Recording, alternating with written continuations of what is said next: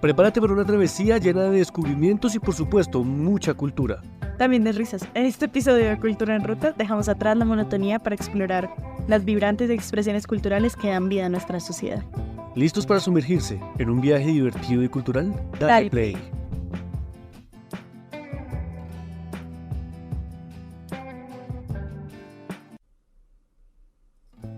Muy buenas noches, bienvenidos a Cultura en Ruta. Ha comenzado un nuevo episodio y una nueva temporada. El día de hoy tengo el orgullo de presentarles a una mujer bastante interesante. Se llama Alejandra, pero yo no soy la persona adecuada para presentarla. Para ustedes, Salomé, mi compañera, quien va a presentar a esta invitada especial que tenemos el día de hoy. Bueno, este día estamos con Alejandra Preciado. Alejandra es licenciada en Artes de la Universidad Distrital, pero una de las cosas más interesantes en su trabajo es que se ha desempeñado en la gestión cultural y sobre todo en la parte social. Y hoy vamos a hablar justamente de eso, como de la relación entre los procesos sociales, de cómo el arte también se ve allí en estos espacios y cómo la cultura aparece en estos diferentes proyectos. Entonces, Alejandra, bienvenida. Cuéntanos un poco sobre ti. ¿Cuáles son como esas motivaciones también que te ha generado hacer parte de estos proyectos? ¿Qué son esas cosas que de pronto tú destacas, no solamente en lo cultural, sino también en lo social, como tú nos mencionaste? Cuéntanos. Bueno, hola, muchas gracias por invitarme a este espacio. Escuchándolos, de verdad que para mí es muy grato saber cómo se gestan estos procesos para fomentar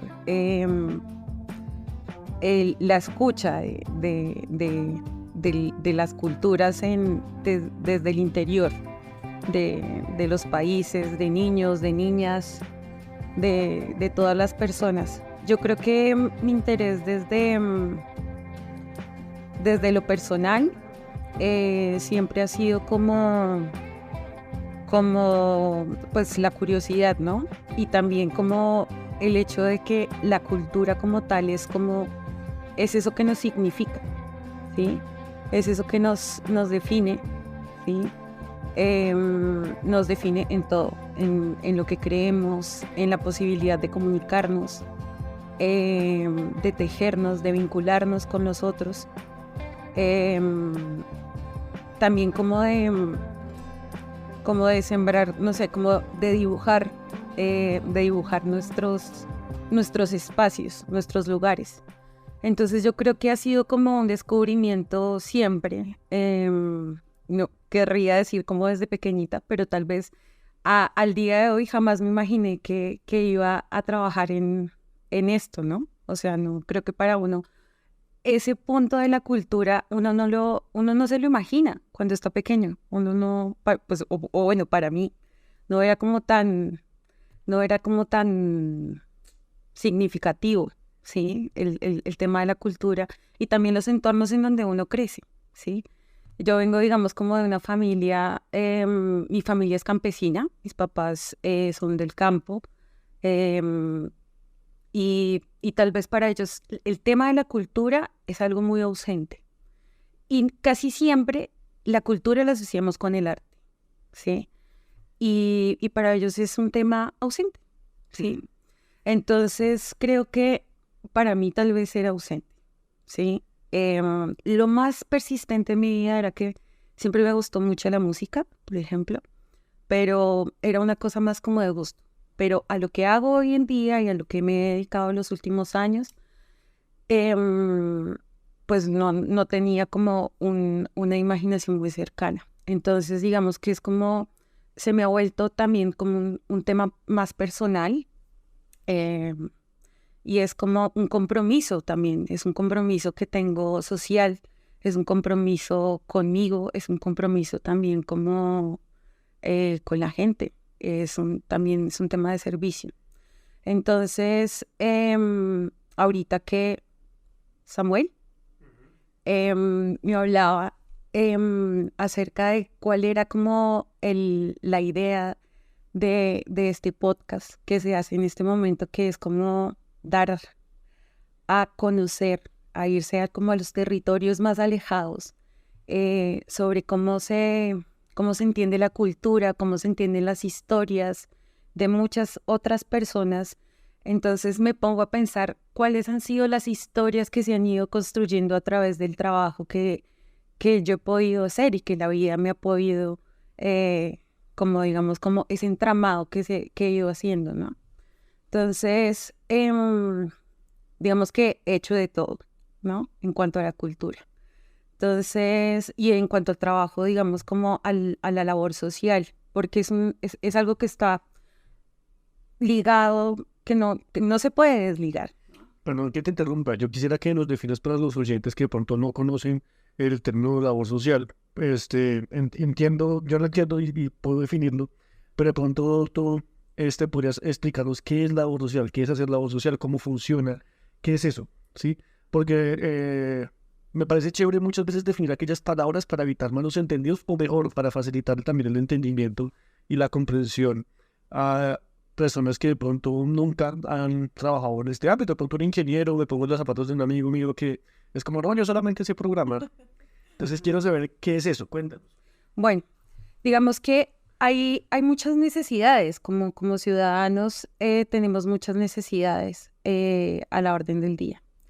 Entonces, digamos como que entre esas necesidades no solamente está, la cultura es una de ellas, ¿no? ¿Verdad? Sí.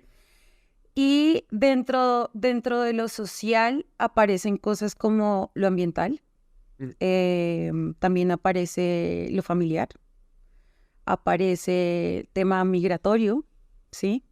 No sé, ahora sé lo emocional también, lo emocional, aparece, ya dije lo familiar, Sí. Sí. ¿sí? Ah, bueno, listo. Entonces también aparecen los grupos sociales, aparece la educación, que también pertenece a lo social, lo económico. Entonces es un conjunto de necesidades, digamos, necesidades básicas, ¿sí? Y en ese conjunto de necesidades básicas hay que hacer como un trabajo de fortalecimiento. Yo siento y estoy confiada en que todos tenemos, digamos, fortalezas que debemos como agenciar para poder trabajar digamos, de manera colectiva. Y ese es el trabajo que he venido haciendo como en los lugares donde he trabajado, ¿sí?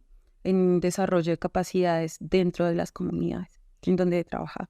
A mí hay algo que me parece muy interesante de esto que tú dices y es que, digamos que, bueno, nos separa la cultura de la familia, de los grupos sociales, pues como de esos diferentes espacios en donde se dan como las dinámicas humanas, lo que hacemos en el día a día, cómo nos relacionamos, pero realmente dentro de esas dinámicas igual sigue estando la cultura y la cultura a su vez se permea por esas cosas, es como un tema transversal y es una de las cosas que hablábamos cuando pensábamos en esta primera temporada del podcast, que era como bueno, la cultura no solamente está en las artes, como hablamos ahorita, no es solamente la música, la pintura, el teatro, la danza, sino que también la cultura es quiénes somos nosotros y lo que hablabas tú ahorita, como esa identidad que tenemos, ese lugar a donde pertenecemos, a donde pertenecieron las personas que también, digamos, están detrás de nosotros. Y se empieza a crear ahí como una red de relaciones muy interesantes.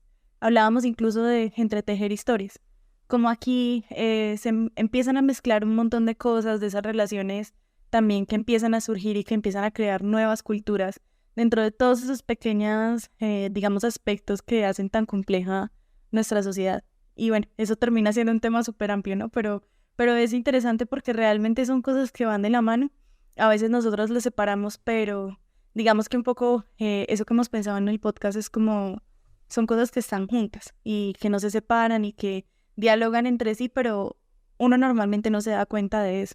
Sí, pues de hecho, de alguna manera, esta es una discusión de separar las cosas siempre ha tenido como problemática. Digamos, en la historia del arte ocurre que muchas personas hoy en día definen como el arte y artesanía como cosas diferentes, ¿sí? Y sí lo son, pero van de la mano, van juntas, ¿sí? Al igual que la cultura va de la mano con la comida, por ejemplo. Hay una cultura en la cual se comen arepas de este tamaño, ¿sí? Y es por una tradición, ¿sí? Y se hacen sobre una plancha, ¿sí? Pero hay una cultura, ¿cierto? Donde hablan de manera muy erótica, ¿sí? Y hacen arepas de ese tamaño, Ujú. ¿cierto? Entonces son diferentes formas de desarrollar y de pensar. Yo lo uso ejemplo que puede ser muy gracioso, pero que también tiene que ver con nuestra tradición, ¿sí? Esas culturas se han desarrollado de cosas muy simples como esas tradiciones muy pequeñas, ¿sí? Esas tradiciones que se vienen pensando incluso la forma en la cual hacemos el arroz en las casas. Salomé no hace el arroz de la misma manera que yo lo hago, ¿sí? Yo uso un perol, sí, ella usa una olla arrocera y no sé qué le echará, pero me queda espectacular. La cuestión es que vamos al Chocó, por ejemplo, y allá le echan coco, ¿sí? Sí. Allá licúan el coco, ¿sí? y hacen un arroz espectacular. Entonces, también se da también incluso hasta por la geografía en la cual estamos, ¿sí? Colombia es un país que tiene 11 de los 12 pisos térmicos, ¿cierto? El único piso térmico que no hay es un piso que tiene que tener más de 12 metros de nieve, y pues no, en medio del trópico, pues no. Pero estas tres cordilleras permiten que, por ejemplo, gracias a esos pisos térmicos hay temperaturas diferentes, hay geografías diferentes, y pues no es la misma la cultura de alguien que viene del Pacífico, que tiene una culinaria diferente, un clima diferente, una forma incluso de pensar, de vestir, de sentir la naturaleza diferente. No es lo mismo la cultura brasileña que está en medio de esta ciudad que está rodeada por cerros, alguien que está al lado de la playa. Jamás pasará. Y eso es lo que hace que la cultura de Colombia sea tan rica, tan sabrosa. Yo, por ejemplo, me crié en Barranquilla, y en Barranquilla hay una cultura muy importante. Una vez al año pasa algo en Barranquilla que es muy importante. Esa ciudad gira en torno a un evento que ocurre una vez al año. ¿Cuál es? El karma. El carnaval, ¿sí? Y la única regla de los carnavales es nunca enojarse, ¿sí? Y ¿para qué es el carnaval? ¿Sí? ¿Para qué es el carnaval? Para alegrarse, para, Para festejar, ¿no?, la vida. pero es para el Joselito, ¿no? ¿No? Tiene esas dos cosas, es correcto. De hecho, me acuerdo mucho, incluso que tú hablas de Diana Uribe últimamente, que la estás escuchando con frecuencia. Eh, el carnaval existe para una cosa y es para sacudirse la tristeza, Sí. ¿cierto? En Barranquilla se le mama gallo a todo el mundo. En la costa, todo el mundo le mama gallo. De donde yo vengo, uno termina siendo amigo de la gente así porque sí, ¿sí? Te sientas en un parque y eres amigo del que está sentado fumando su cigarrillo. Y así, es la manera en la cual ellos son. Y se hacen amigos en mamándose gallo, bromeándose, ¿sí? Aquí no tanto. Aquí la gente es un poco más reservada. Como que se necesita más tiempo para forjar ese vínculo, ¿cierto? Pero son esas diferencias las que vuelven interesante precisamente el prisma cultural, si lo vemos de esa manera.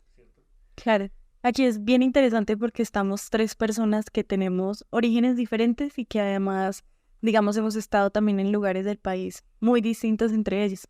Por ejemplo, yo que vengo desde Medellín, allá la cultura también es muy diferente, es como muy arraigada a la tierra, en general en toda Antioquia, como a ese territorio, a esos lugares, a esas costumbres, que incluso, por ejemplo, lo mismo que, digamos que la Feria de las Flores no es como el Carnaval de Barranquilla para sacudirse la tristeza, pero de alguna manera sí es como para honrar un poco ese pasado.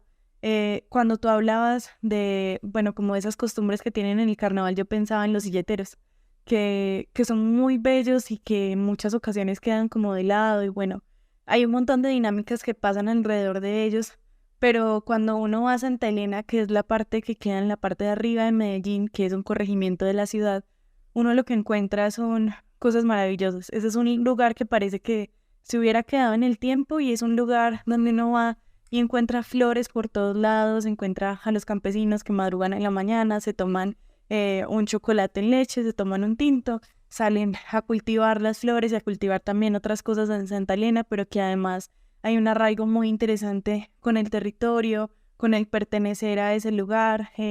Incluso en muchas ocasiones se vuelve allá, todo lo que pasa alrededor de las flores es muy bonito porque también es como esa muestra de la vida. Y para mí es uno de los lugares más impresionantes que hay en Medellín y a veces yo creo que también cuando estamos en la parte grande de las ciudades, y bueno, ahorita que hablamos desde acá, desde Bogotá, en ocasiones nos olvidamos de eso, es como que la ciudad se lo come un poco aún. Ahorita tú nos contabas una anécdota muy interesante que me gustaría que le cuentes a la audiencia y es sobre Esto que significa recoger limones a mí me parece genial porque digamos que uno a veces no piensa en el esfuerzo y todas las cosas que hay detrás de las cosas que ya nosotros volvemos cotidianos, pero que para ellos es como parte de su día a día. Entonces, cuenta. Antes de contarles lo de los limones, ahorita que los estaba escuchando con el tema de cómo atraviesa la cultura, como todo, ¿no? Cómo nombramos las cosas, cómo cocinamos, cómo trabajamos.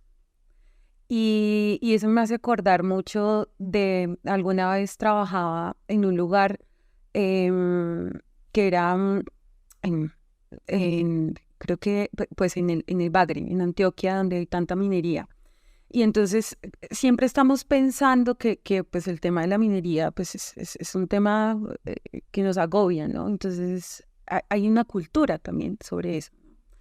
Y entonces llegas y escuchas a las personas que viven de eso, del tema de minería y que viven de la minería informal. Y entonces no, uno dice, no puedes justificar que dañen la tierra así, pero no hay otra forma de vivir, ¿sí? Entonces empiezas a entender por qué. Empiezas a entender por qué. No empiezas y dices, digo, ¿cómo? O sea, no tienen ni siquiera una tierra para poder sembrar otra cosa, ¿sí? Entonces antes tenían coca, se la quitaron toda y ahora no tienen una tierra fértil para sembrar, ¿sí?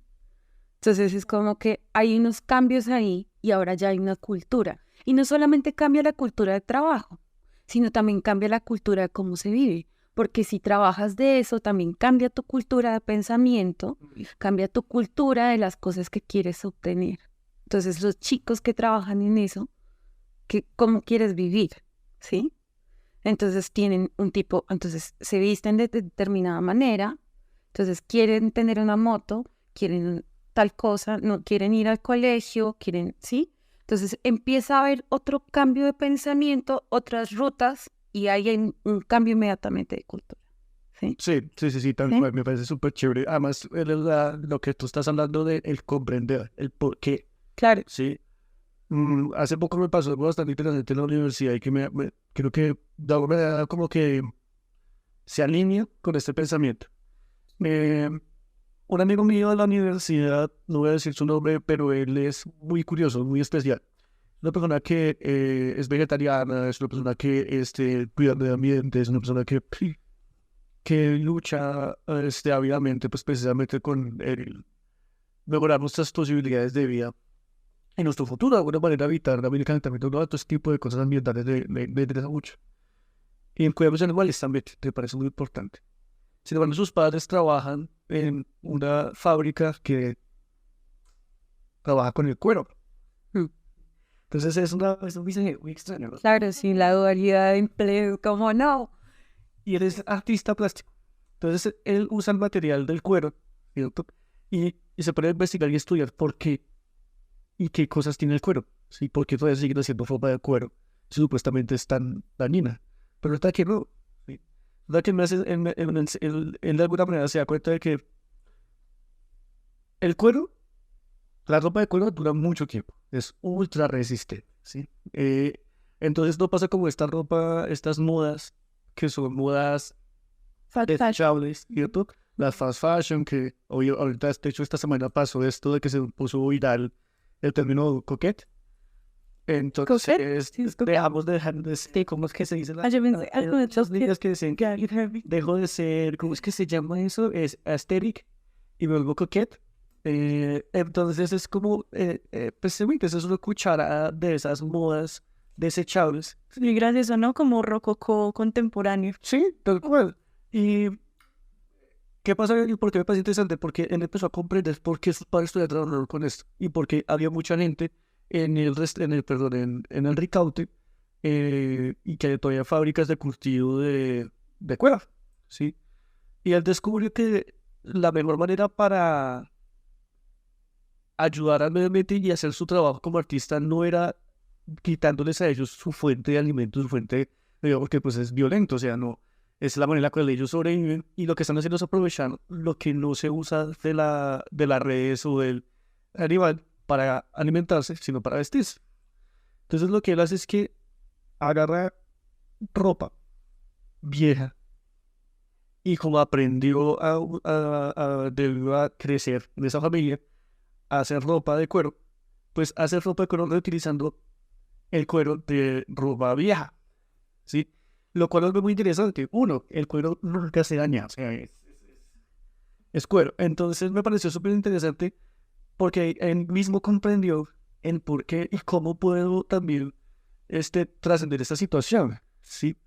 De hecho, nos pareció súper interesante esto, es porque también muchas personas dicen, de pronto esto sonará muy pretencioso, pero es que es pretencioso en sí querer concienciar a las demás personas. Entonces no buscamos eso, porque la conciencia no se logra a través de explicarle al otro y que piense igual que yo. Sí, esto es demasiado pretencioso. De hecho, un artista en sí no busca eso, ¿sí? Un artista en sí le pasan cosas y las cuenta. Cuenta historias, cuenta vainas que le tocó vivir, como este hombre que le pasa que es un ambientalista al berraco y sus padres descubridamente trabajan en algo que es todo lo contrario, ¿sí? Pero ellos de alguna manera no están, pero también de alguna manera también están ayudando a que el medio ambiente, ¿sí? Es un mensaje extraño, es un muy ambiguo, ¿sí? Es esa pequeña línea en la cual es difícil comprender, ¿sí? Y es esa como situación que es muy similar a lo que tú estabas hablando con respecto a la tierra y a la minería. Estas personas siguen haciendo minería ilegal, ¿cierto? ¿Por qué? Porque a veces lo idiota. Me acuerdo así cortamente de una anécdota de una niña que estudiaba conmigo cuando éramos pequeñas, que decía que nunca había salido de un barrio en particular de Medellín y lo decía súper orgullosa y no conocía, o sea, es como un barrio muy bueno que hay en Medellín y al lado queda el centro de la ciudad y quedan otros barrios, pues normales, donde vive gente normal. Pero ella decía que nunca había salido de ese barrio y eso la hacía sentir orgullosa. A mí, a esa edad, y bueno, ahorita que me acuerdo, me parece algo como muy absurdo también, porque es que si uno no sale, si uno no va a los lugares, pues no se da cuenta de qué pasa en esos lugares, de cómo se vive allá y pues digamos que no se mete como en el papel también de entender un poco esa vida. Y es también lo que hemos hablado en el podcast, como realmente dar como esa voz a esos lugares y esos espacios que tal vez mucha gente nunca haya ido, que no conozcan, pero que sea interesante como contrastar esa otra experiencia. Entonces, ahora sí te escuchamos. Y bueno, pues digamos como que ya con respecto a la experiencia que Salomé, pues me preguntabas ahora de lo del tema de los limones, es que en el Tolima, que es, digamos, bueno, casi de Cundinamarca, más o menos como por desde Girardot hacia abajo, y sí, como diría yo que hasta Saldaña más o menos, que es como que está bien caliente el clima, que llega por allá a unos 40 grados.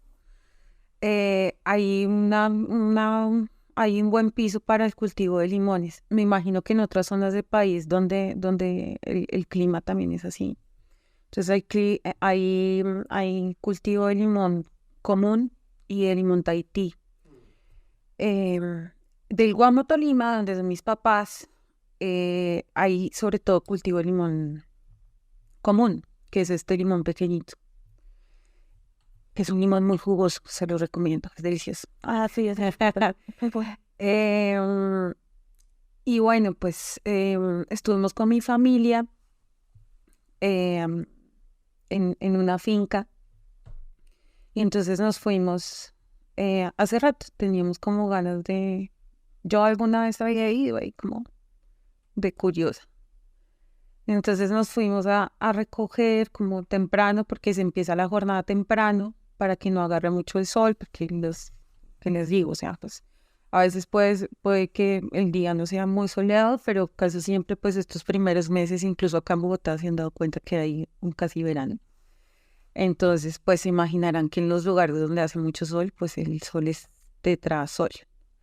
Entonces allí nos fuimos temprano y bueno, había como que unos 5 trabajadores y nosotros con mi familia, unos 5 más. Y nos fuimos a la recogida de limón. Entonces nos dan unos guantes, entonces te vas con una camisa, ahí para que no te pullen. Hay 2 formas de árboles, ¿no? Unos que quedan altos y hay otros que son que como al suelo. Estos quedaban al suelo, entonces te tenías que agachar y meter debajo. Nosotros teníamos una misión porque había había una cosecha muy alta, entonces a nosotros, a la familia, nos encomendaron recoger los limones amarillos, ¿sí? Porque cuando los palos se recargan mucho, pues ellos se empiezan a dañar. Entonces, lo que teníamos que hacer nosotros era recoger los limones amarillos. Entonces fuimos a recoger los limones amarillos entre 5 y dele, y uno cree que es como estoy haciendo y recogiendo un montón. Y estos chicos los que trabajan en eso, un montón, pues van y tan, y entonces ellos suben con su bulto, porque claro, estos son como unas lomitas, y además porque es muy bonito, el campo de limón es muy bonito, los palitos son bien bonitos. Entonces van llenando su bulto y todo, y lo suben, y nosotros íbamos ahí llenando de baldes, ¿no? Entonces íbamos subiendo y a eso de las 11:30 casi, son las 2 en punto y ellos respetan su hora. Pues en el campo pasa mucho así, ¿no? A las 2 en punto y chácate que su almuerzo y nos vimos. Y a las 2 en punto, nosotros a las 11:30 yo ya yo me sentí muy fatigada muchas veces, sentí que el aire me faltaba. Y uno viendo que buscando puntos. Dios es. Y está pues, adulto es pesado. Y yo los veía a ellos así como Sí. unos tesos y entonces, claro, yo muchas veces dije, qué gran trabajo tengo en Bogotá. A pesar de que todos los días digo como, quiero otro trabajo, pero dije como, gracias por mi trabajo en Bogotá. O sea, dije como, wow. Y pues nada, que fuimos, terminamos y luego nosotros almorzamos tranquilos, ellos fueron y vuelven. Luego, como a la 1:30, donde el sol es más potente. A esa hora el sol está arriba, así. Donde no solamente quieres... Donde uno solo, pues ya, y después del almuerzo, ¿tú qué quieres? Dormir. O sea, ¿qué es mamás? Ellos vuelven a seguir. Y una cosa, claro, ellos terminan su jornada en una cosa que es como uno después de eso, uno quiere tomar agua. Ellos no pueden tomar agua porque lo que ellos dicen es como que si tomo agua se me para el corazón, ¿sí? Ellos dicen es como, no, yo no puedo tomar agua ni fría, o sea, es como, eso es malísimo. Eso es Sí, pero ese no. como verdad. Pero lo que me ponía a pensar mucho es como, es muy raro, ¿no? Es una sensación muy extraña porque uno cree muchas veces que estos lugares y la gente se hace rica en estos lugares, ¿no? La gente que tiene sus fincas y realmente son pequeños productores, ¿sí? Y digamos como que el pago que ellos tienen es muy bajito, ¿no? Entonces, uno empieza a entrar en un conflicto ahí porque uno no sabe cómo hace. O sea, uno sabe que está dando una posibilidad, que la persona que emplea está dando una posibilidad, y que esa persona tiene una posibilidad de trabajo, pero no es la mejor. ¿Sí? ¿Sí? Entonces, pero el otro no le puede ofrecer más. ¿Sí? Entonces, entra uno ahí también en unos conflictos como de... ¿Sí? Y uno sabe también que no es el único lugar. Uno sabe que estamos en un entorno así, ¿sí? Que es como, esas son las condiciones laborales en las que vivimos acá. Entonces, esa fue una experiencia que tuve en cuanto al trabajo, digamos, de campo. Y ahora que estamos que estamos hablando de trabajo de campo, quiero compartirles también como otra experiencia, y ahorita que estaban hablando con el tema de los alimentos. Yo tengo una pasión infinita por el alimento. Y por cómo se conecta y cómo se comunica uno con el alimento. ahorita que ustedes estaban hablando que la arepa se hace así, que cómo se hace la arepa, que cómo no sé qué. Yo me fijo La mucho. arepa se hace más chiquita. Y tú sabes. Y yo siento que, yo por ejemplo siempre he dicho que a mí los alimentos me hablan, ¿no? Cuando yo cocino, pues a veces les pregunto, yo no es que les diga, oiga, venga, ¿no? O sea, como que yo les hablo así como en voz bajita y ellos como que, o los miro y ellos me dicen que les ponga y eso. Pero yo siento que hay una charla como en, como, como interregional, intermunicipal, interdepartamental, así. Y creo que es una de las charlas más bonitas porque es como, es esa conversa que uno siente que hay en el subsuelo, ¿sí? De cómo se tejen los alimentos, o sea, de cómo se han tejido las aguas, de cómo se han tejido las raíces, de dónde viene el alimento también, ¿no? Y de cómo es esa conversa que hablábamos en un principio, o sea, como de lo que hablamos en un principio de lo que es la cultura. Y cómo para muchas personas eso es como, no, es que nosotros, para mí, a nosotros nos representa la bandeja paisa, a nosotros nos representa la lechona, a nosotros nos representa el tamal, a nosotros nos representa la arepa de maíz pelado o la que sea, ¿sí? Es como yo me represento, claro, como yo me represento a través del alimento, ¿sí? O me represento a través de una hierba, ¿sí? De una bebida o de un tejido, de una pintura, ¿sí? ¿Cómo me voy representando a través de eso? ¿Sí? Entonces, yo siento que esa conversación, y por eso yo decía, de cómo empiezo a nombrar las cosas, porque en algunos lados, bueno, yo en este momento, pero sí creo que a veces, bueno, lo que llaman en algún lugar, creo que en Pasto, lo que llaman el hervido, aquí, no sé, puede sonar como un canelazo o algo así, ¿sí?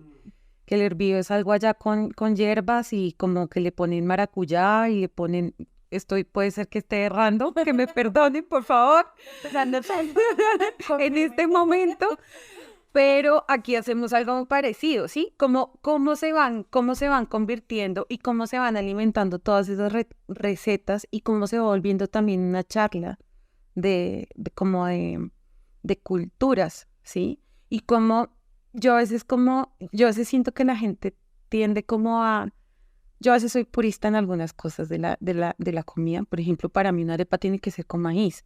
Hay gente que le pone harina de trigo a la arepa y eso me parece terrible, ¿sí? Eso me parece una salvajada. Pero, digamos, hay unas fusiones muy bacanas en la cocina, ¿sí? Pero son fusiones que vienen por región. Yo lo de la harina de trigo, yo no sé de dónde se lo sacaron. Yo creo que eso es una cosa para rendir la arepa, ¿sí? Pero yo sí siento que es una cosa que es como, no, yo esto lo saqué de como que, no sé, por ejemplo, el otro día, no sé, me inventé como la arepa de acá con una arepa de la arepa, lo que ellos llaman la arepa venezolana. Nosotros usualmente pues no nos comemos la arepa blanca rellena de aguacate con de cosas. Venezuela ¿sí? siempre tiene mucho aguacate. Allá tenemos aguacates que son del tamaño de un melón. Entonces ellos no saben qué hacer con los aguacates, ¿sí? Ajá. Un aguacate... Están desesperados, sí. Quiero decir, aquí tenemos la palta, ¿no? En Argentina tiene la palta, en Chile en estos aguacates chiquiticos negritos. No, pero Los aguacates, aquí también tenemos aquí afortunadamente en Colombia tenemos de los dos, tenemos los de Venezuela y los quieren de allá del sur. Entonces, ¿cuál es la diferencia? Que en Venezuela, tú tienes dos árboles, ¿sí? Y digamos que normalmente dan 3, 4 aguacates a la semana, ¿sí? Cuando no están en temporada. Cuando es temporada de aguacates, cada árbol da de a 100 aguacates. El problema... Mi mamá estaría feliz. Aguacates, eso no se puede ver. tirar algo para...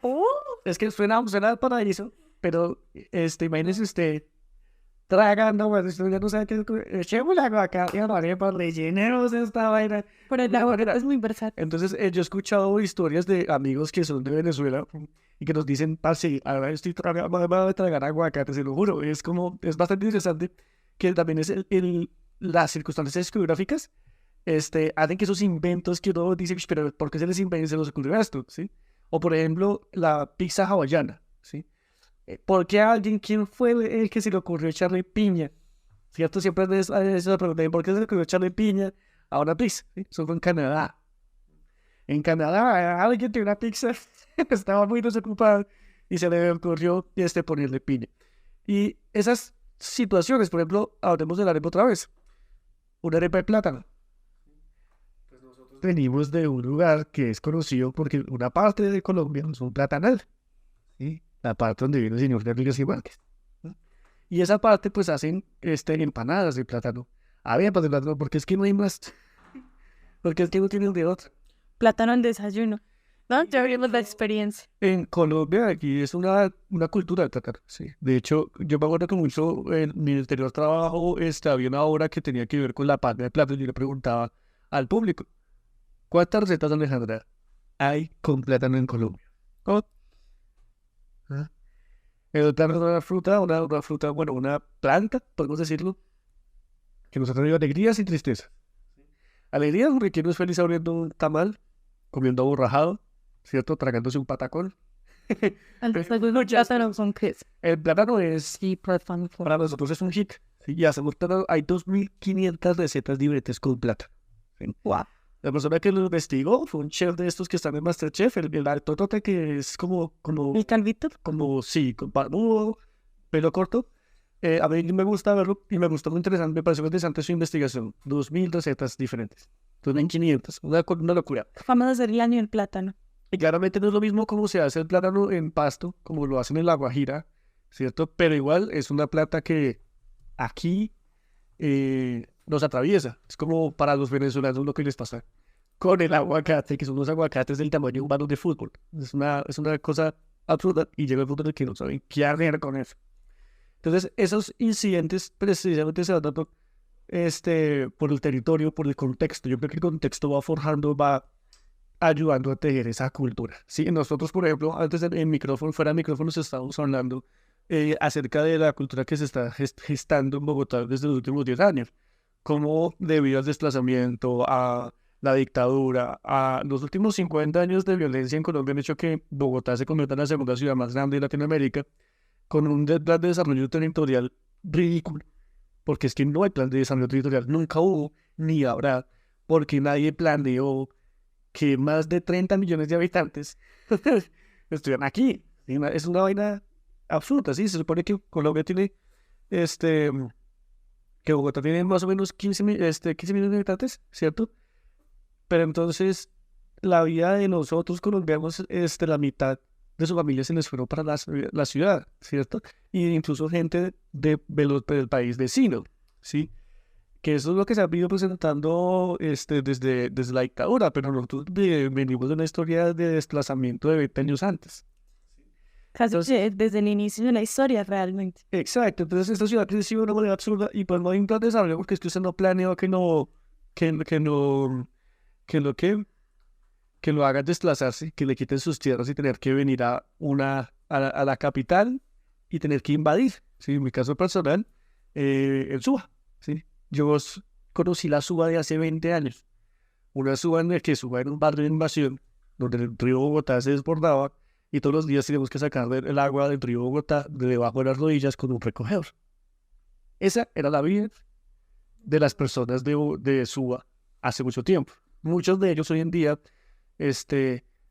son personas que yo les hablo y veo que han desarrollado una cultura de trabajo y de esfuerzo porque saben lo que es sacar la mierda de debajo de sus pies. ¿Sí? Y esas culturas se han ido forjando y gestando. ¿Sí? Me pasa mucho con Medellín. Yo me pregunto por qué la gente en Medellín es tan arraigada a su familia. ¿Qué cree que habrá pasado? ¿Cómo puedo comprender? Porque son muy unidos. Es una cuestión, es una cosa impresionante. Pero bueno, no necesariamente. No en todas las culturas. No en todas las No en familias. todas las familias de Medellín. ¿Sí? Pero sí se ve que hay como esa manera. Creo que, no sé, habría que hacer un estudio, ¿cierto? Habría que de pronto volver a conocer Antioquia y recorrerla y como tratando de responder esa pregunta, ¿sí? ¿Qué hizo que estas personas sean tan unidas, porque de alguna manera algo tuvo que haber hecho que eso sea necesario, ¿sí? Seguramente la violencia tuvo que ver mucho, sí. Yo tengo una historia para eso, pero la contaré en otro podcast, seguramente. No, pero yo quiero enfatizar en algo que a mí me parece muy importante y es como en esa idea de que al final estas ciudades como Bogotá, como Medellín, tal vez como Cali, Barranquilla, terminan siendo ciudades de todo el mundo. Bueno, de pronto más, creo que sobre todo Bogotá, porque digamos que uno aquí va a cada uno de los barrios y cada uno de los barrios es una ciudad diferente. Es muy loco porque tú, ese dicho de tú vas a Bogotá, 3 horas de Bogotá, pero no solamente eso, sino como tú vas a otro Bogotá dentro de Bogotá, pasando de una cuadra a otra. Por ejemplo, aquí donde estamos pasamos una cuadra y ya es una ciudad completamente distinta. Caminamos 15 minutos hacia el centro y el centro ya es completamente diferente. Son como, algunos se han quedado en el tiempo, otros son demasiado modernos, otros son como la recuperación de un territorio que queda muy lejos y termina siendo muy interesante porque es como ver gente de todos los lugares.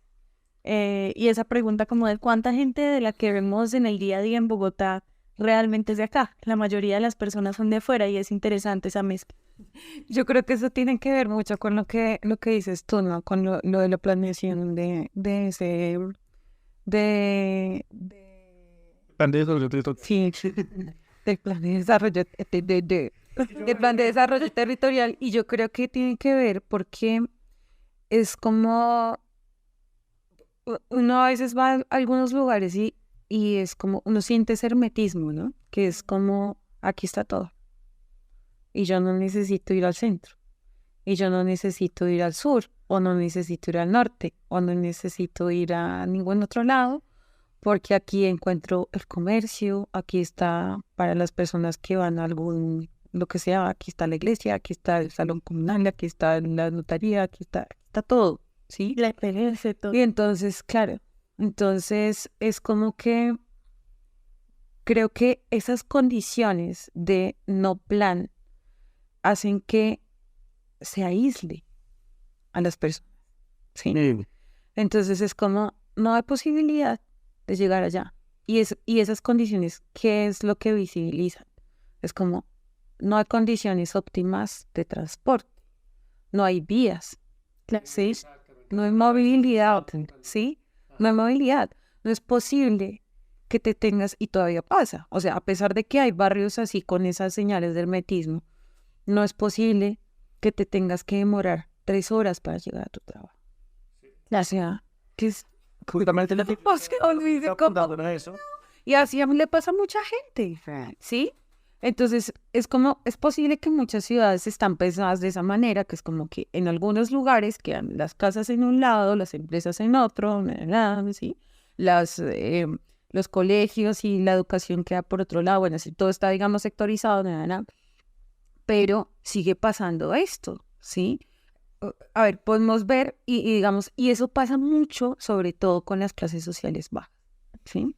Y es como que tú ves y los trabajos, sobre todo, digamos, como que voy a hacer, no sé, puede ser, pero digamos como los trabajos más como las empleadas domésticas, las personas que trabajan como operarias, las personas que trabajan en cultivos de flores, que trabajan, no sé, en Sopó, bueno, sí, puede ser en Sopó, en Rosales, trabajan al sur, muy al sur, ¿sí? O en la periferia.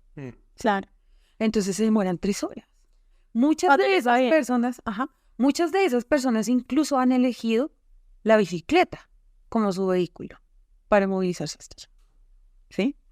Que es más rápido, ¿no? Entonces uno dice como, ¿qué pasó? ¿Qué pasó con las personas que están responsables de eso? ¿Sí? Entonces, ahí hay una problemática social muy grave, de fondo, ¿sí? Porque los planteamientos, los planes, lo que sea, no hay. Lo que dice Samay, que es como, no se pensó nunca esta ciudad, incluso como está armada en su estructura. Tú ves las calles, las diagonales, ¿cuántas veces ha sido cambiadas las nomenclaturas de Bogotá? ¿Sí? Todo. los edificios, cómo están armados los edificios, ¿sí? ¿Cuántas personas han sido removidas de sus casas, ¿sí? ¿Qué pasa con, digamos, con los lugares que son reservas naturales y que muchas veces se han construido sobre reservas naturales? Sí, lo que yo hablaba, por ejemplo, con Eso ha pasado también aquí en Bogotá no existe, por ejemplo, una autopista. Ahí tenemos algo llamado autopista, no, Exacto. pero eso no es una autopista. Vamos a definir lo que es una autopista. Vamos en autopistas Una 60. autopista tiene que tener 6 carriles. Aquí eso no existe. No existe el carril de los rápidos. ¿Sí? Según el Código Nacional de Tránsito, eso no existe. Que, no, el que va por la izquierda va rápido. Ese no. La señal de tránsito dice que por esta vía, no importa qué carril, se va a la misma velocidad. O sea, 60 kilómetros. Pero ¿qué pasa? Que como aquí no hay autopistas, cuando quieren mandar una vía, ¿qué hay que hacer? Pasarle por encima al que invadió. ¿Sí? Y esa persona no se va ahí, no se va porque es que esa persona no tiene huellas. ¿Sí? Y eso son como esas problemáticas que hacer una autopista en Bogotá es difícil, menos en el metro. Yo creo que va por arriba o va por abajo. Sí, solamente con ese problema. Ya nos lleva mamando gallo 4 o 5 años. Sí, que de hecho el metro ya es una mamá de gallo de 20 años, ¿no? Se supone que en el 2000 empezaba la construcción del metro.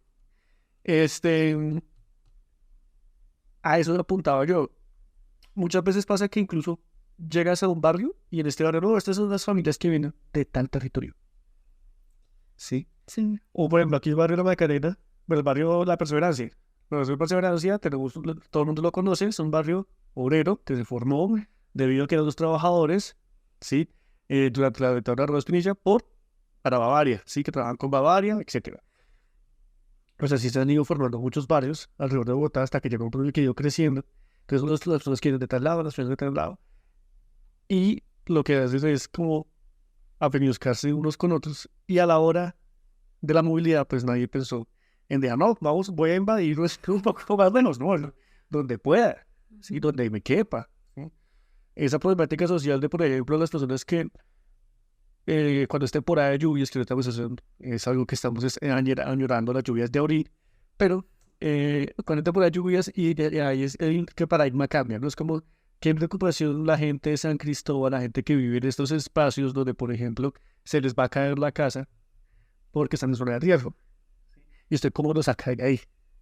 Esa gente no se quiere ir, la gente, si sigue ahí es porque es que no tienen dónde más meterse, ¿sí? Más de usted no toma una vía para allá. ¿Cómo? ¿Ah? Entonces, eso, por ejemplo, me hizo como abrir los ojos. Hace poco conocí Medellín, ¿sí? Y en Medellín hay una parte en la cual también ocurre algo muy similar, que son casas que la gente construyó como pudo y con lo que pudo y que todavía se ve que están con los techos de lámina, de madera, ¿sí? Pero de alguna manera se están desarrollando pensando maneras de darles accesibilidad a la gente. Así sea con el Metrocable, aquí también ya está llegando, pero todavía falta mucho, ¿sí? Todavía falta muchísimo para acercarse, ¿sí? Lo que yo quiero apuntar es como, no es una comparación entre Bogotá ni Medellín, ¿sí? Sino es como, qué cosas aprendemos de los demás, ¿sí? Que están haciendo en Medellín, que están haciendo en Bogotá, cómo se pueden mejorar las cosas un poco, ¿sí? Obviamente no vamos a tener autopistas, no va a haber una circunvalar que circunvalice todo Bogotá, porque la circunvalar de acá, pues, tampoco. Dura unas cuadras. Dura unas cuadras, sí. Por ejemplo, yo me la circunvalar de Barranquilla, le da la vuelta entera. Ahora que tú dices ese tema de qué se hace, ¿no? O sea, de no comparar, a mí me parece muy importante eso, porque yo siento que cuando uno habla de cultura, y volviendo a lo que significa eso, yo me acuerdo que Barbero decía algo y es como que la gente siempre tiende a pensar que lo verdaderamente significativo es lo de afuera, ¿sí? La gente tiende a pensar que lo valioso, y él lo hablaba en temas en el arte, ¿sí? Y seguramente también se refería a todo, creo. Y creíamos que lo novedoso y lo que nos hacía grandes era recibir lo de afuera, o sea, como que, uy, si traemos al grupo de teatro internacional, no sé qué, de dónde, para acá, pues esto iba a ser genial para el pueblo, ¿sí? Cuando teníamos el mejor grupo de teatro dentro del pueblo, ¿sí? Y eso me parece gravísimo, porque no sigue pasando, ¿sí? Siempre estamos mirando para afuera, siempre, todo el tiempo. Y eso es un tema que es reverberante y creo que es urgente de mirar para la cultura. Porque eso como que despierta una herida como los huecos de Bogotá, como los huecos de cualquier ciudad. Y es como que yo creo que hay que ver cómo se me fue ahorita un poco el hilo de lo que iba a decir, pero yo creo que hay que ver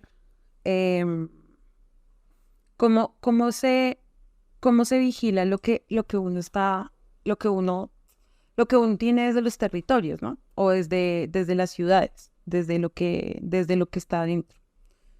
Bueno, no, ahorita que hablas de lo del tema de comparar, me acuerdo de Barbero que él decía como de este tema que es como que siempre que hablamos de surgir en la cultura, es como de traer lo que está afuera, sin mirar lo que tenemos dentro, ¿no?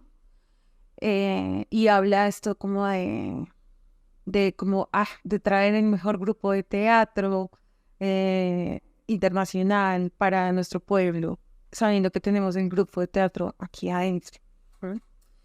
Y creo que todo el tiempo vivimos en una comparación, sin pensar que cada lugar tiene un proceso, ¿sí? Y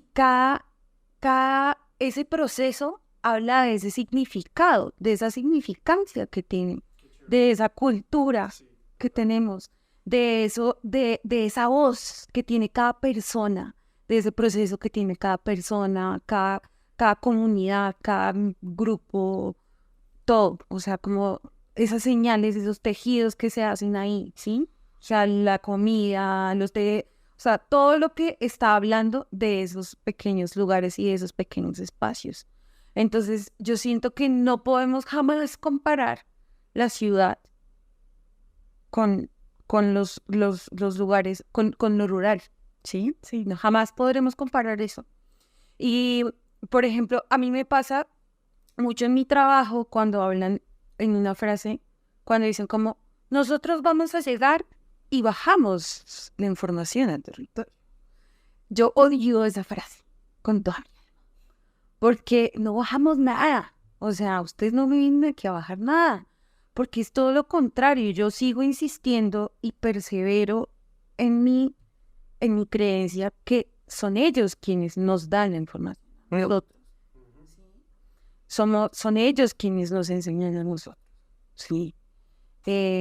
Es de esa manera que nos construimos y no niego que digamos que sí, nosotros tenemos un conocimiento que estamos aquí dentro de la ciudad, ¿m? Y que tenemos un conocimiento de cómo se mueve, ¿sí? Y hay una cosa que es verdad y que cuando la gente, digamos, está dentro de lo rural, tiene un imaginario de lo que está pasando aquí y entonces quiere acceder a eso. Muchos, no todos, ¿sí? Porque muchos quieren permanecer en esos territorios y anhelan eso, ¿sí? Es un anhelo permanente de seguir ahí. Pero hay otros que quieren y se imaginan, y ese imaginario también es respetable, ¿sí? Pero yo creo que es una construcción colectiva. Es lo que tú decías, es retroalimentar, es una cosa como que va en doble, es un intercambio, es una cosa que va en doble vía, ¿sí? Eso le da sentido. Y es la única forma de hacer permanente la cultura, ¿sí? O sea, yo creo que es una cosa que es como que yo, aunque sí siento que la cultura sí me significa, yo creo que no es una sola, ¿sí? Yo creo que la cultura es un cambio, es dinámica, ¿sí? ¿Sí? Es dinámica, o sea, yo creo que sí hay una cosa como que es de raíz, pero es algo que se va alimentando y que no, o sea, no es impermanente, ¿sí? Es algo como que se va nutriendo, que tiene que tener apertura, ¿sí? Entonces, creo que, y esa es la única manera de hacer fortalecer esos espacios, ¿no? Como tanto en lo rural como en lo, en lo urbano. Entonces, Justamente lo que tú dices es eso. Yo quería apuntar a que de alguna manera en Bogotá pasó a eso. Hubo un intercambio cultural cuando vino la gente de este espacio, de este espacio. Y no digo que nosotros tengamos mejor cultura ni nada de esas cosas. Jamás diré eso. Eso me parece ridículo. Eh, la cultura ha ido mutando, sí, transmutando más bien. Eh, ¿Por qué? Porque hubo un intercambio. Vamos a hacer un banquete aquí los tres. Ella viene de Japón. Ella viene de México. Y yo soy colombiano. La japonesa me pone solo en la mesa, ¿qué cosa? Rollos de sushi. Evidentemente. Los japoneses ahora hacen su cultura y no van a dejar de tragar arroz pegado. ¿Sí o no? Son así. Esa es su manera de ver. Cada vez que uno ve alguna serie o algo que tenga que ver con su cultura, ellos todavía siguen mencionando sus dragones, sus dioses y sus demonios, ¿cierto? Sus onis japoneses. Pero usted va y habla con un mexicano y le trae, ¿qué le pone un mexicano a la vez? Kila, ¿Sí? la tortilla. Claro, una taquila, ¿cierto? Y nosotros, ¿qué vamos a poner? Ahí es donde nosotros vamos a lo que veníamos alimentando, ¿cierto? Nosotros con qué salimos, papa. Salimos con lechona, con tamales, salimos con arepas, ¿sí? Patacón, bueno, hay una cultura culinaria grandísima, gigantesca en Colombia. En Bogotá pasó es justamente que todas esas cosas fueron ocurriendo. El que venía de Antioquia puso sus arepas en la mesa, el que venía de la costa, y así se fue desarrollando. Justamente una lección grandísima que me da John Castles y que seguramente vamos a estar escuchando un episodio más adelante, tiene que ver justamente con lo que tú decías hace poquito, el invitar a las personas que escuchen este podcast a abrazar nuestra propia cultura. A no pensar que porque el otro está lejos y es de otro lugar y allá las cosas son mejores. No, señor. Esta es la historia del Simón Bolívar negro. Así, tal cual, son las palabras que dijo John Castles hace más de 5 años en una ocasión muy especial. Cuando nosotros hablamos de Simón Bolívar, nos imaginamos un señor blanco que está peinado como así, con las patillas hacia adelante, ¿cierto? Alto, grandísimo. Pero en realidad, ese Simón Bolívar, nunca existió. El mismo John Castles me contó aquella historia que hoy en día la digo con mucha nostalgia porque desgraciadamente nos dejó hace muy poco, pero que creo que es muy pertinente contarla acá. Resulta que cuando terminó la campaña libertadora necesitaban un retrato del libertador. Entonces buscaron a los mejores pintores, buscaron a los franceses. Entonces contrataron a un pintor para pintar así, un pintor francés. Desgraciadamente aquel pintor francés era un pintor completamente mediocre, tan mediocre que ni siquiera pienso mencionar su nombre porque para mí simplemente no lo merece. Además de eso, aquel pintor era tan mediocre que cuando le comisionaron a pintar a Simón Bolívar, no vino a Colombia. Nunca lo conoció, nunca lo vio con sus propios ojos y jamás se dignó a pisar estas tierras. Entonces, ¿cómo pintas algo que nunca has visto? Así pues, lo que hizo que el francés mediocre fue preguntarle a uno de sus amigos, ¿quién es el tal Simón Bolívar? Y lo que le dijo fue bastante curioso. Le dijo, no, pues Simón Bolívar es como en la Napoleón latinoamericano. El man ya conquistó como 5 países. Entonces de ahí sacó el referente. Como hizo mediocre, hizo la fácil, agarró a Napoleón y le puso el uniforme de Simón Bolívar. Por pensar que los de afuera hacen las cosas mejor que nosotros. Sin embargo, para nuestra fortuna, aún existe un Simón Bolívar negro, un Simón Bolívar moreno. ¿Por qué? Resulta que hace mucho tiempo existió un señor llamado José María Espinosa. Aquella historia es de un hombre que conoció a Simón Bolívar con sus propios ojos, luchó con él e incluso tuvo la fortuna de pintarlo. La historia de José María Espinosa es muy simple. Este hombre recibió un disparo en medio de la guerra, en medio de los combates. Cuando está en Museo Nacional y se encuentra con la batalla de Agosto y la batalla de Boyacá, son las obras de José María Espinosa. Y si nunca han ido al Museo de Bogotá, tal vez han visto la moneda de 10.000, la nueva que salió que tiene el dibujo de la pola. Esa pola es especial ¿por qué? Porque la pintó nada más y nada menos que José María Espinosa. Él sí los vio con sus propios ojos. Así pues, si algún día logran encontrar la pintura del Simón Bolívar negro, les recomiendo que la vean. Hay varios lugares en los cuales están algunas de estas pinturas, y esas pinturas son las que realmente retratan quiénes somos en realidad. no porque retraten al libertador, sino porque retratan a alguien que sí nació aquí, alguien que es moreno, que no es alto de 2 metros, blanco. No, señor. Este hombre, cuando fue retratado por José María Espinosa, se estaba muriendo de tuberculosis, calvo y arrugado porque 5 guerras le habían pasado por encima. Y así pues, un año después, fallece el libertador en la quinta de San Pedro Alejandro. Esta historia pues la cuento precisamente con el ánimo de invitarnos a abrazar aquellas cosas, lo que nos pertenece, no es lo propio, incluso también nuestros propios artistas. También artistas de teatro o pintores conocen mejor nuestra tierra que los que vienen de atrás, de afuera, del otro lado del charco. Ahora sí, discúlpame, Salomé, ¿qué querías comentar? No, que justamente eso es lo interesante. Bueno, toda la historia de Simón Bolívar es una historia muy chévere, pero también como esas sinergias culturales. Y lo que tú decías ahorita, cómo se construye esa identidad que primero es individual, luego se convierte en colectiva, pero que es una cosa que día por día se va moviendo un montón y que además vamos viendo en las ciudades y en los diferentes lugares del país, pero también incluso fuera del país, como esas muestras culturales que son de acá, pero que luego se empiezan a replicar en otros lugares y que se empiezan a transformar también con las culturas de esos espacios. Y es muy extraño como esa dinámica también, que es un poco de la globalización, como de abrirse y terminar siendo de allá, de acá y de todos lados al mismo tiempo.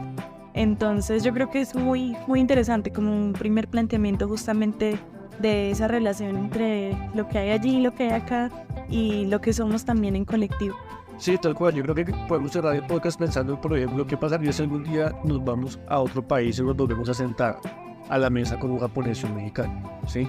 Usted ahí está sentado a la mesa representando no solamente a los de Bogotá. Señor, señora, quien sea que me esté escuchando, usted está representando toda una nación. La nación en la cual hay un carnaval de blancos y negros y un carnaval en el cual se le mama el gallo hasta el mismísimo diablo. Una tierra en la cual se hacen arepas de todos los tamaños posibles,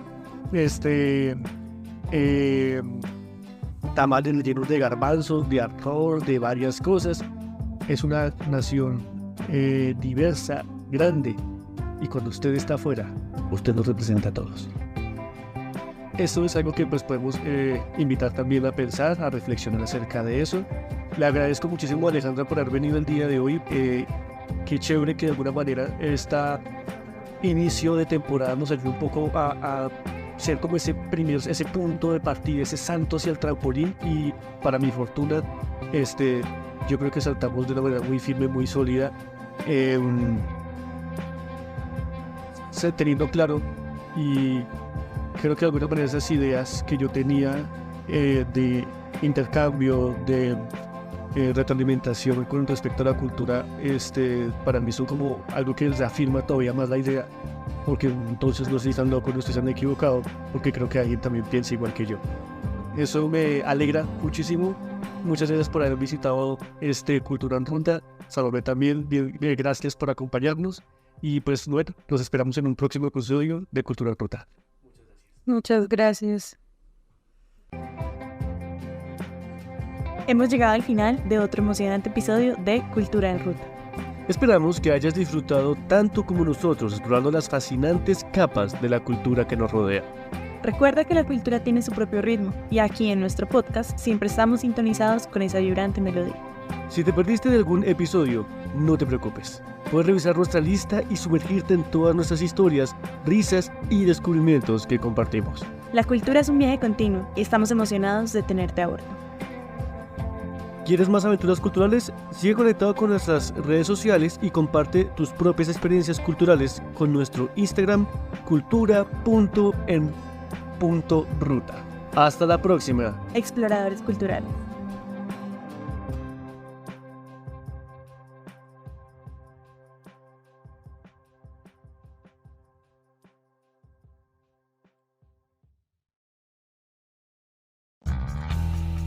En cada episodio nos entregamos apasionadamente a descubrir los encantos escondidos de nuestro país. Desde las veredas más apartadas hasta los pueblos más pintorescos. Tú ya formas parte de nuestra comunidad con solo sintonizarnos.